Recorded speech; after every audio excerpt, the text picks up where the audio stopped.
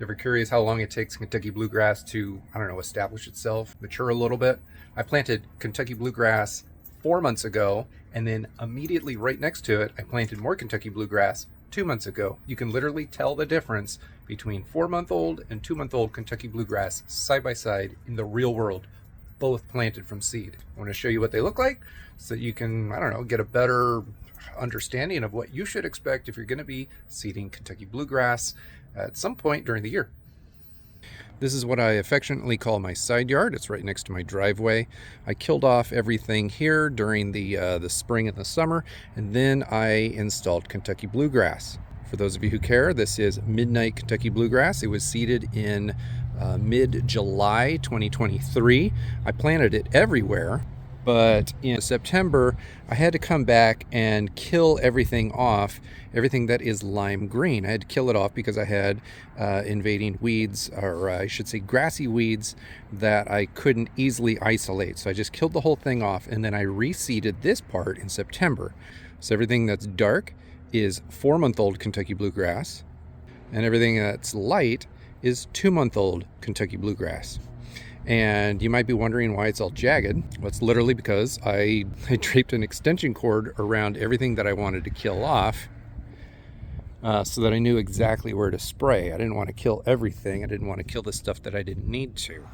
See, notice all of these more dingy green mixed in with the more vibrant green. The dingy green is the unwanted stuff. Most of this is actually Bermuda. There's a pinch of Kikuyu in here, but most of it's Bermuda, and it's all come up over here, mostly because it was harder to kill the Bermuda off over here because the soil is a little bit cooler on this side than it is over there. So if you look, this line of this extension cord, there is invading Bermuda everywhere on this side of the line, but everywhere on that side of the extension cord, it's fine. There's nothing. Over here is a lot of brand new Kentucky Bluegrass, 2 months old as well. That's why it's a little bit, some of it's darker and some of it's more lime green.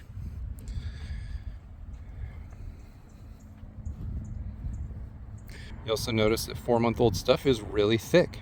It's filled in. Whereas the younger stuff that's 2 months old, now this might be a little bit too bare, but it's nowhere near as thick, and that's because it needs time to fill in these spaces. So small little spaces like this, and like this, this,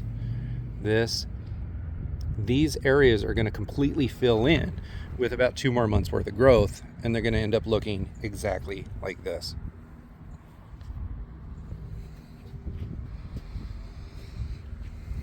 Kentucky Bluegrass always comes in thin. But if you trust the process and give it enough time, it's gonna look magnificent.